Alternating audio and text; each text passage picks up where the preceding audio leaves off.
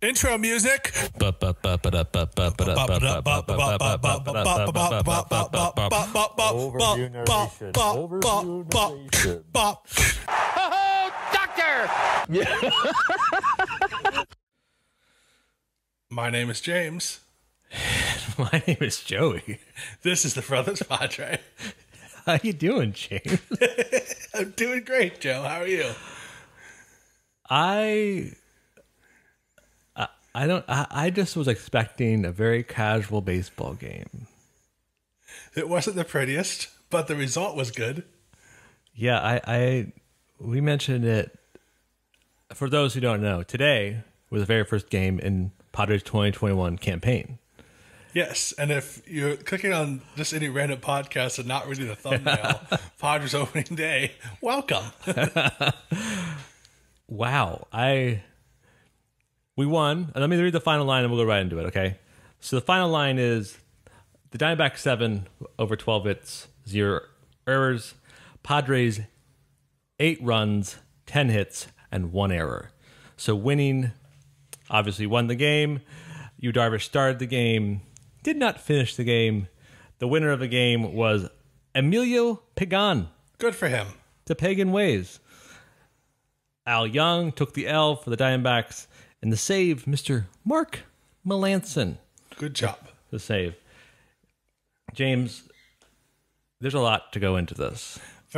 Super a lot to go into it. There's too many. So I think the big things to kind of go over,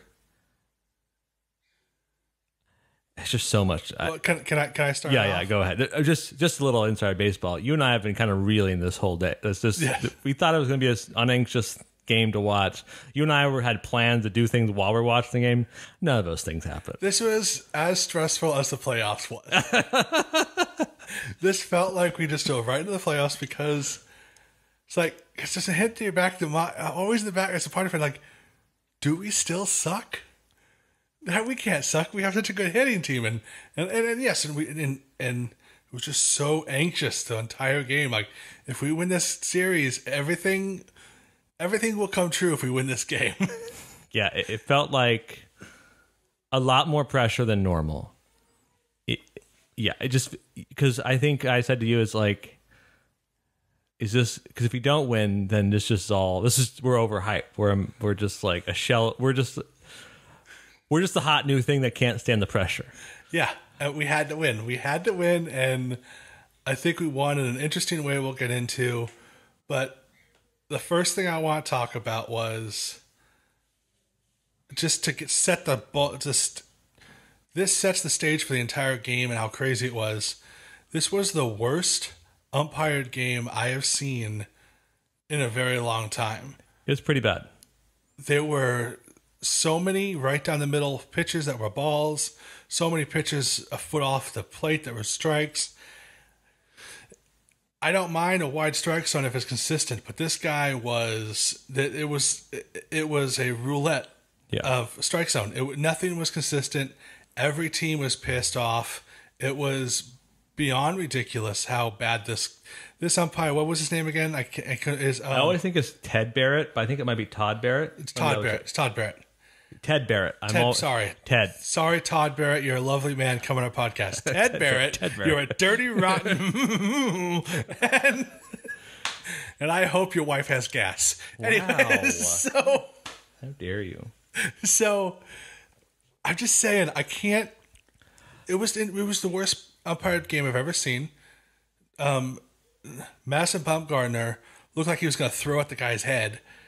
Rightfully so. Rightfully, Yu Darvish looked just beyond belief upset so many times. Every hitter who was looking at him like, no way, that wasn't a strike. Yeah. Hitters were swinging at balls that they usually wouldn't swing at because they didn't know if it was going to be a strike or not.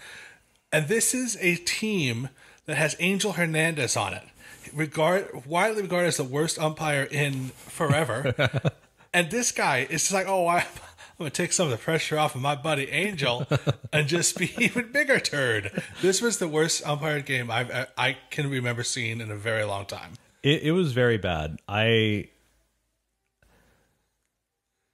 It's one of those things, like, umpiring's hard. It's a very, very hard thing. But when you start missing pitches that are clearly in the zone, when you start upsetting one of the last at bats as Dribble Cabrera for the Diamondbacks was up, and the guy's a veteran hitter. I mean, during the game he proved it. Like fouling pitches off, Clearly knows where the strike zone is. clearly knows how to foul off pitches and knows like I'm getting my pitch, and if I don't get it, I strike out. Whatever, I'm just getting my pitch. Yes. And he's just furious. You have that bat with Tatis in the 7th or 8th, right? Where just low and away pitch is low and inside pitch is obviously not a strike. It's called a strike. You have Mad Bum, who's And remember, then he strikes out swinging at the same Yeah. pitch because he took the bat away. Yeah, it was a strike 2 seconds ago. yeah, yeah. And so it was pretty bad. I don't think that if you're a Diamondbacks fan, this is an annoying one. Well, we got several bad calls as well.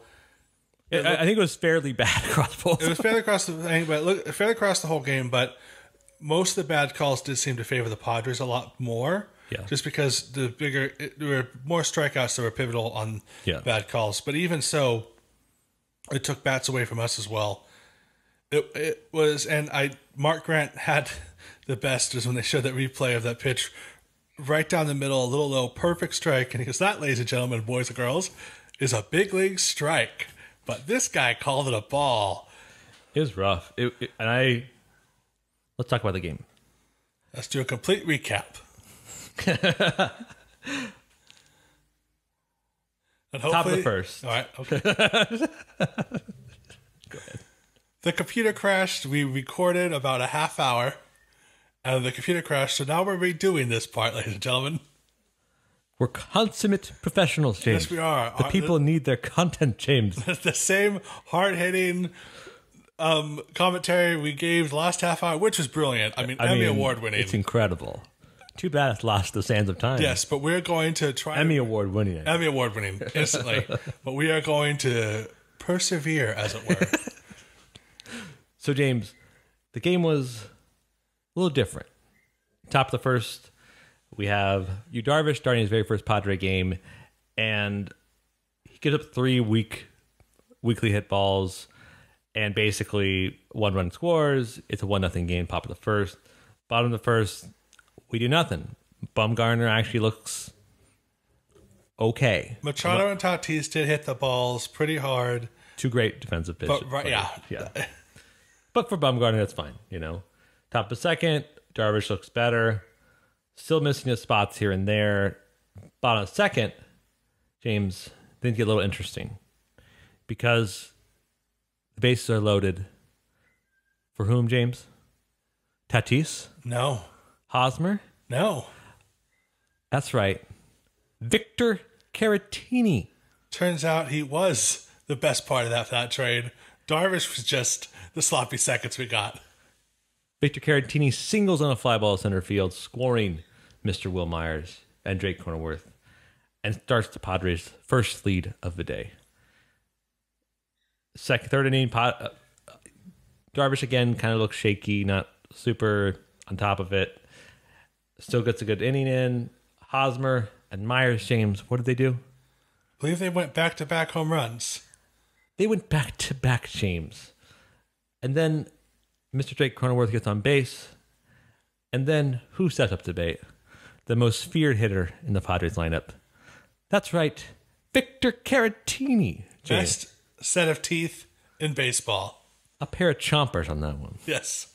Singles once again. 3 RBIs on the day, James. Jake Cronenworth scores. And then the bottom of 4th rolls around. Darvish is highish pitch count at this point. And then who sets up the plate after Tatis is on base, James? The true RBI god, Eric Hosmer. Doubles, bringing in Mr. Fernando Tatis Jr. James, this is looking good in Padres land. It was indeed. It was everything was 6-1, high, James. And just everyone was living high. Top of the 5th rolls around. This is where things get interesting. The true villain of the San Diego Padres, I'm calling it right now. Arenado's gone. Goldschmidt's gone. But someone else, more villainous, has stepped up in this place. I think he truly has the ghost of Barry Bonds has attached himself to this man. Tell Marte, what a day. Oh my goodness. A triple short of the cycle. Went 4 for 5. That's crazy. Truly an irritating hitter. He homers off Darvish top of the 5th, and it just doesn't seem like he has enough power in his swing. It's like when when you like slap a base hit the other way in like, beer league softball, you're like, wow. Yes. It kind of looks like that, but somehow it's like 110 exit velocity in a straight center. That's what Ketel Marte did. And so then there's an interesting thing. We're 6-2 now. Darvish's pitch count is 85. Christian Walker gets on base. Ace high pitch count. Asdrubal Cabrera's coming up. There's a meeting at the mound with all the position players, and Tingler walks out. Tingler has a conversation with them and just, lets him out. It just lets him out there. Just doesn't toll him out whatsoever. Tim Hill is warming up at the time. Asdrubal Cabrera, professional hitter, fouls off pitches, gets a 97-mile-an-hour fastball up in the zone and deposits it into the right field seats. 6-4 Padres. Throw that souvenir back. Then they get in the pride of Palomar College, Tim Hill. And Tim Hill gets Eduardo Escobar to ground out. Tatis does the thing we've seen him do previously, guns it to Eric Hosmer, and pulls him off the back. It's always the simplest plays. He doesn't need to turn every throw up to 11. It's like, yes, when he's on his knees and throws, he can hit a perfect strike. But it's always the simplest little dink dink plays. He just guns it so hard. He does. I get this. This is where he's still a young kid. He still is learning. He just has so much raw talent and potential. That's why he's so great. But he just needs to learn to dial it back a little bit. Yeah, and then James, Tim Hill's stuff was not looking good. Not at all. Nothing was moving. Tim LeCastro, James, known to be the fastest sprint speed in baseball, guy who owns hit by pitches, homers off him. Nothing he's known for. It is now a 6-6 ball game, James. And then Bit of a gut punch. Steve Vogt walked up. Known power threat Steve Vogt steps up to the plate, turns on an inside fastball from Tim Hill, deposits it in the right field seats, James. It is now a 7-6 ball game. I believe at this point I had to stand up and walk to the kitchen and get a glass of water and just breathe for a second. Yeah, I just was like, it was like I was getting like, oh, this is what we deserve. It was that mentality of Padres thinking. How arrogant are we to think that we're going to have a good team? I was like, we're basement dwellers again. We're pretenders. We're fakers. We're just here playing with the big kids. Give me the ball, please. No, we're just throwing away, like it was sad. It was this moment of like, this is, oh no. How did ESPN said we're one of the best teams in baseball, if not the best team in baseball. But what a joke. Yeah. So that inning ends. Tim Hill did not look good. 2 half innings passed, bottom of 6, James. And then steps up to the plate a young man by the name of Tucapito Marcano, James. Young man who First major league at bat, I believe. Tore up spring training, gets called up because of Grisham's spot in the the roster, and has a super selfless at bat and walks. First big league at bat, gets a walk for his team. Fouled a couple pitches off. It did not look like it was his first at bat. It clearly looked like he'd been doing this for a while. He knew where the strike zone, if you could guess the strike zone this game, but he took a lot of pitches and he walked. It was brilliant. And Tommy Pham comes up to the plate, James. And what does Tommy Pham do? As Billy Bean would say, he gets on base. Tatis and Machado once again cannot bring anything in. But then Eric Hosmer steps up to the plate. Heard of him? I have. The true RBA god, the true lord of the ribbies, lord of the stakes, singles on a ground ball to right fielder Tim LeCastro. 7 bouncer to the outfield, I believe. Mark Brown counted them. Scores, and all of a sudden is a 7-7 ball game, James. And then all of a sudden we're like, oh, wait a second. This isn't your grandpa's Padres. Somewhere over the rainbow. Yes. Bottom 7 rolls around, James. It's still 7-6. We start rolling out the big guns, James. Kiana Kella comes up, shuts him down. Emilio Pagan with his pagan ways shuts him down. Drew Pomeranz comes in, shuts him down. Bottom 7th rolls around. I skipped a name, but it's better this way. Yes. Bottom 7th rolls around. And then our boy, the sophomore slump, more like sophomore power, hits a triple off the wall. Have a day, Jake Cronenworth. Let me count them up. 8 total bases. 6 total bases. I can count. 6 total bases for Jake Cronenworth. Hits a triple off the wall. Leadoff triple. Jerickson Profar comes up to bat and sacrifice flies to the villain himself, Ketel Marte. It is a 7-6 ball game, James. And out rolls Marcus. His name's not Marcus. Mark Melanson. 1 pitch fly out to center field. David Peralta grounds out. Pitcher Mark Melanson to first baseman Eric Hosmer. And then the final out as Drupal Cabrera grounds out to Jake Cronenworth. And who throws it? Eric Hosmer. And just like that, we're the best team in Major League Baseball and tied for first in the NL West. With who, James? Our true villains, we didn't even know about this, the Colorado Rockies. That's right. Because they beat the Dodgers today. And in their game of baseball, they play up that high. Yeah. It's like watching arena football, but baseball. It's just like, Yes. oh, we're just hitting balls everywhere. What's your hap? Woo! Anyways, Padres, James, beat the Diamondbacks 7-6.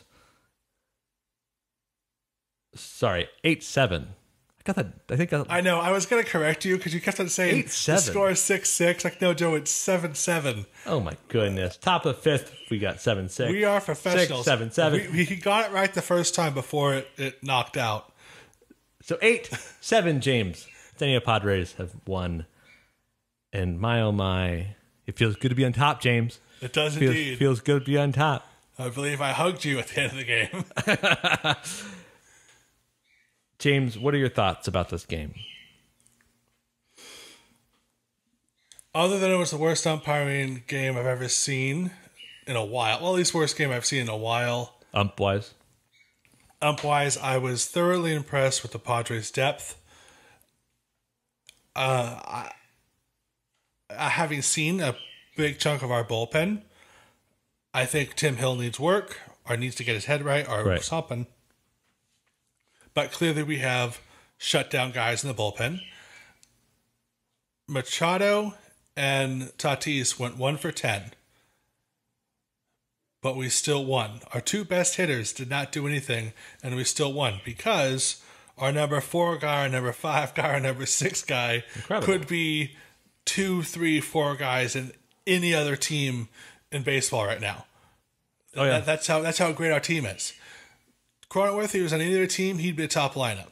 Yep. Myers, Hosmer, all the same thing. Jerickson Profar would be leading off any other team right now. Yeah. It was awesome. It was cool to see just our depth guys put together great at-bats for the team, get on base. The same stuff we saw last year in this game. Yes. Got on base, passed the baton, got on base, passed the baton. It was awesome. Will Myers, number 5. He hasn't lost a beat, baby. Number 5. And if you don't know, Will Myers gave up number 4 to Blake Snell last night. Okay. Because Blake Snell's always been number 4, and Will Myers has always been number 4. So Will Myers, a kind and gentle gesture, gave his number to Snell. And hopefully, I'm just hoping, and it looks like it's going to be, this is going to be Will Myers' good luck charm for the season.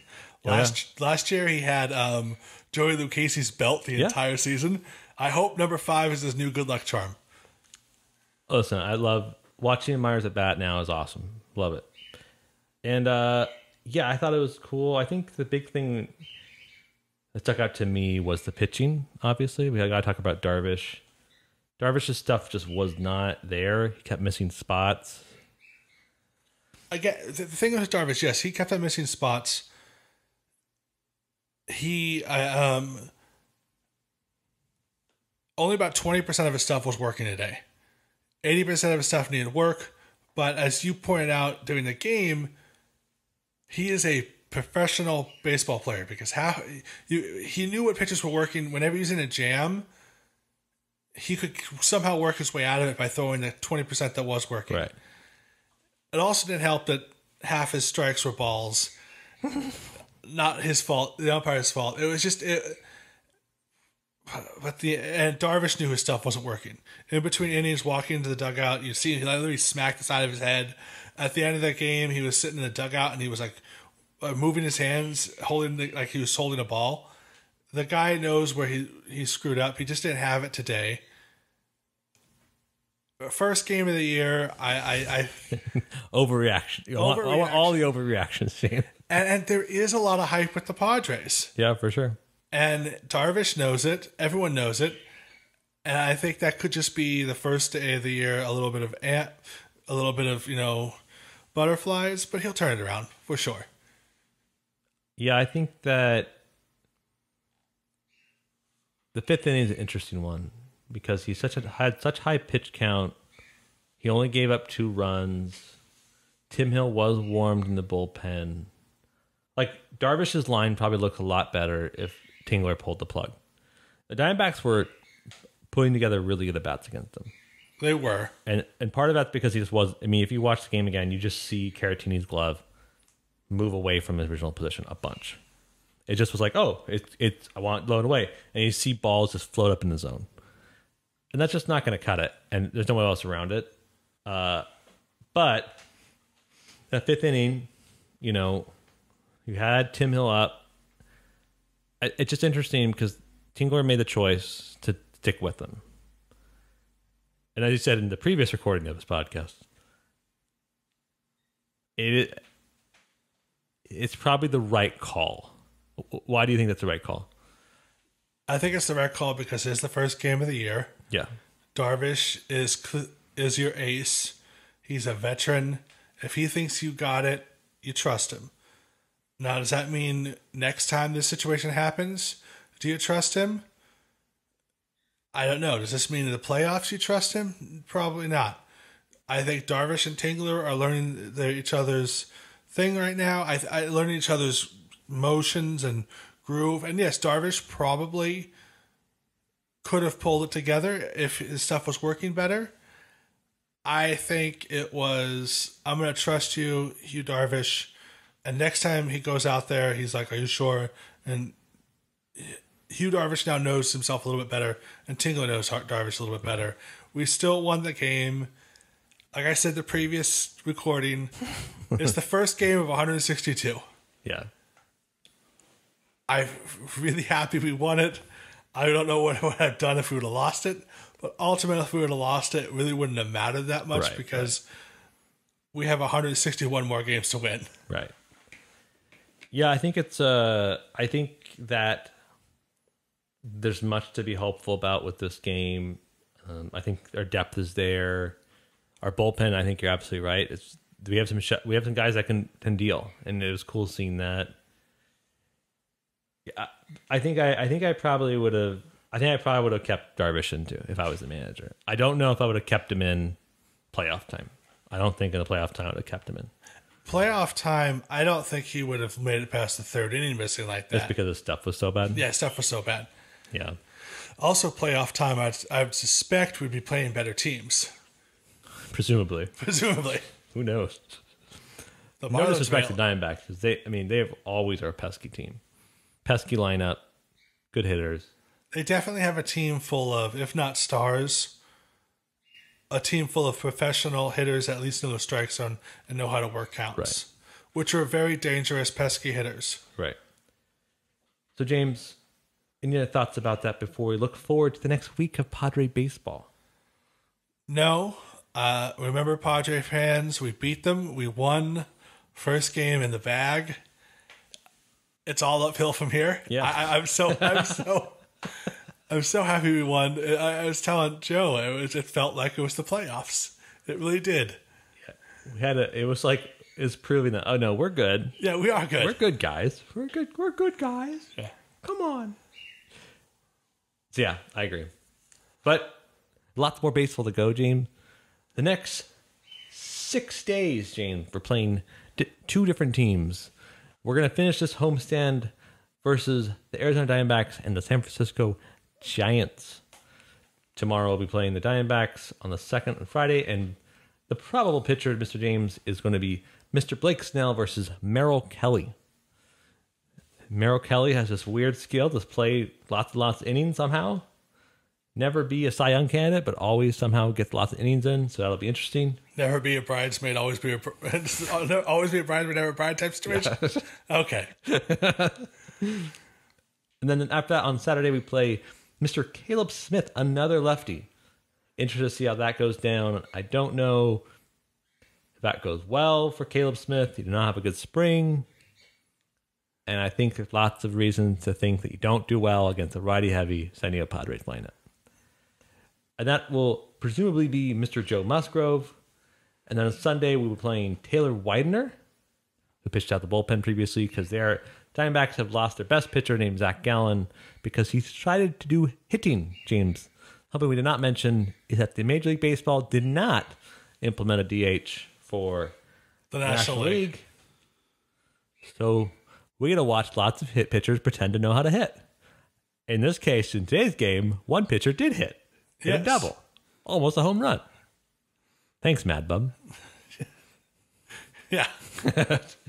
So after that, James, on Monday, Tuesday, and Wednesday, we are facing the Giants, where presumably we'll face Mr. Kevin Gausman on game 2. I think game 1 will be undetermined, unannounced yet. I would assume it'd be Johnny Cueto.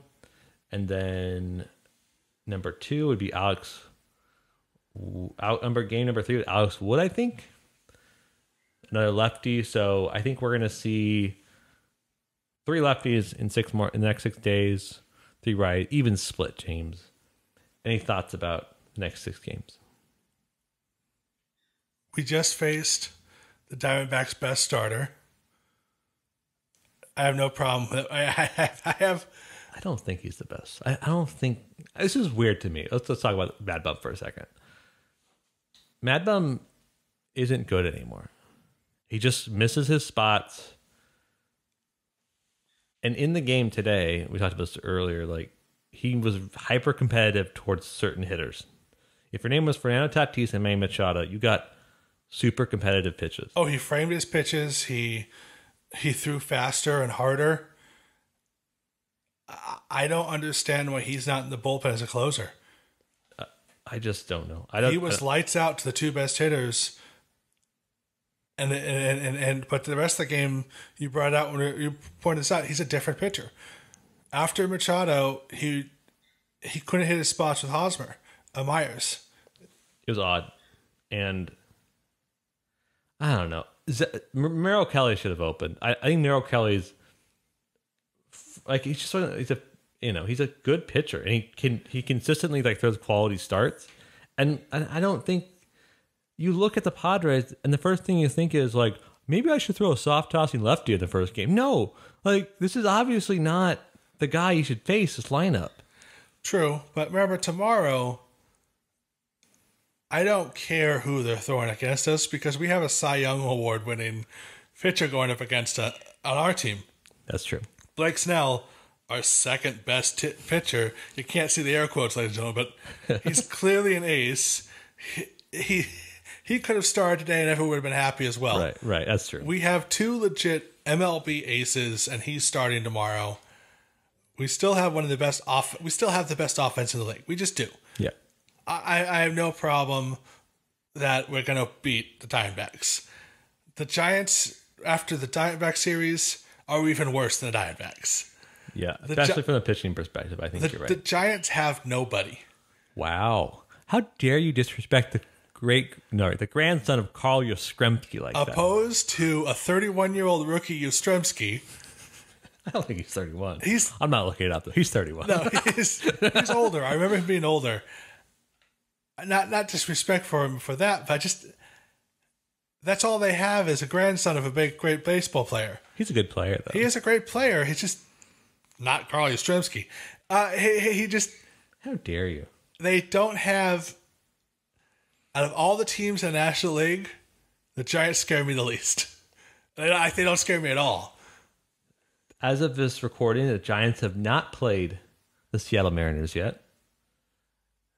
I'd be interested to see kind of how that goes. I'm interested to see because Mariners have some good boppers on their team. They have our boy Ty France. Thank you, do. France, as I like to call him. They do have, but much like the Giants, the Mariners also don't have any pitching. That's so interesting. Well, I'm interested to see that series. Yeah, I think they're better than that. I think you're underselling them a little bit, but I don't think that their pitching's any good. So I'm not too scared about that. Inside baseball, Brothers Padre right now.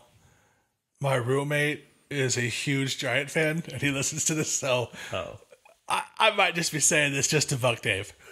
I think they're a better team than probably that you make them out to be. They're the worst team in the National League West. I don't know. Over the Rockies, who just traded like a perennial all-star. The thing is with the Rockies, you can never discount them at their home stadium. Oh, at the home stadium, like I said, it's like playing pinball. Yeah. It's just like whatever happens, happens. The Rockies, you can never. At home, they could always be over 500. Away, I'm not. If they're in San Diego, we're gonna smack them around a bit. Yeah, I mean, today's game is the Dodgers. Like, Dodgers fans know this when they went to Colorado. It's like, oh, this is going to be a whatever game. It could very easily be 37-1 Colorado, and Clayton Kershaw pitches a gem. Yeah, exactly. It doesn't. So yes, if we were in Colorado, you can't discount them. Outside of Colorado, they're the worst team. I think that I don't know. I am hesitant to say that. I think Colorado's the worst team, even in Colorado. But all I'll say is this is not the 7 games after that. James are at the Texas Rangers Stadium and at the Pittsburgh Pirates Stadium, playing those respective teams. Now, those teams are in a tier below the Diamondbacks and the Giants. Yes. I don't think there's going to be many good things. There's not going to be much competitiveness in some of those games. To quote the great John Boy, he did a preview of our season and he went, I don't think the Padres are going to lose a game until they play the Dodgers. Yeah. I mean, that's the hope. That's how we built our team the way it is, right? And that's kind of the weird thing about the expectations. So next I'm going to ask you, what do you think? What do you think our record's going to be, James? The next 6 games. Because the expectation is 6-0. Yes. And that's not good because that's not how baseball works. Today's a good example. Today could have very easily been a Padres loss. Today is the proof that there are 3 teams on the field.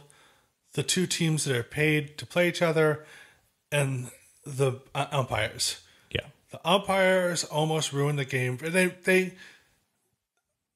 made the game harder for both teams. Yeah.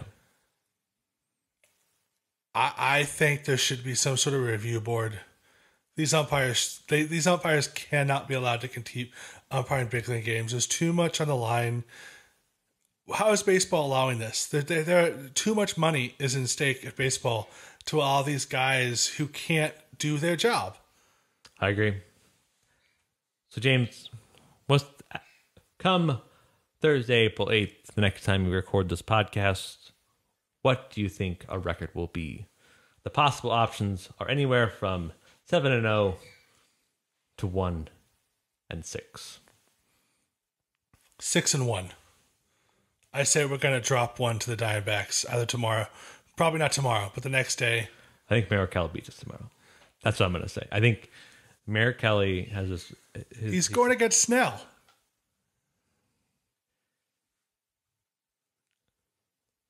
But they got a villain over there, dude. They got the man himself, the great demon himself. They did. Went met at the crossroads. It got something different. Yeah. I don't know. I think Merrick Kelly has this way of like.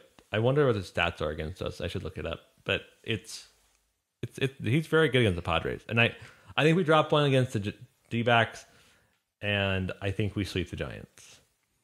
I think the Giants pitching is not very good, unless Kevin Gausman really turns it around, which he can't. Kevin Gausman was a very good pitcher last year. He got a qualifying offer for $18.9 million. You don't get those for being a schlub, right? He's a good pitcher. But we still rocked him last year, and I don't know. I feel like the Padres have done such a good job of beating the Giants the past few years. Will Myers feasts off Giants pitching. Tatis does. I think, especially if you face Cueto, it's curtains, dog. Like I think we sweep the Giants and we drop one to the Diamondbacks, and that's insane to say. Like I'm saying, I want 6-1, which is just crazy. That's just crazy talk. But I think we're that level of team. Yeah, we are. And I think of depth. Our depth will be challenged with the Dodgers. And that's it for this month. I don't. It's just a crazy thing to think about. I don't think that people can outmatch our depth until the Dodgers series. So, anything you're looking out for? Any big moments? Any storylines next week that we should look out for, James? Yu Darvish redemption game, James? Absolutely. Yu Darvish redemption game. Will Myers will tear it up to his road to 40 home runs. Hit 40 home runs next 6 games. No, not next. It's for the whole season. I'm predicting he's going to hit over 40 home runs. Obviously, we're going to hear Machado and Tatis are going to start tearing it up after today. I think you're right, James. Any other parting thoughts for our loyal listeners? The crusade, the journey, the great adventure started today, ladies and gentlemen. Yes, I did. The Holy Fathers of St. James are on their holy crusade to win the World Series. Okay. Padres baseball is back, James. Yes, it is. We'll see you guys next Thursday. Remember to like us, subscribe on YouTube, follow us on follow us on Twitter at Brothers Padre. We're on Spotify, Apple Podcasts, Overcast, Pocket Cast, all those casts. Hit the notification bell on YouTube. And remember to like us, like I said already. And then we'll see you next week. Go Padres. Go Padres. And there it is. Ho-ho, doctor! You can hang a star on that, baby.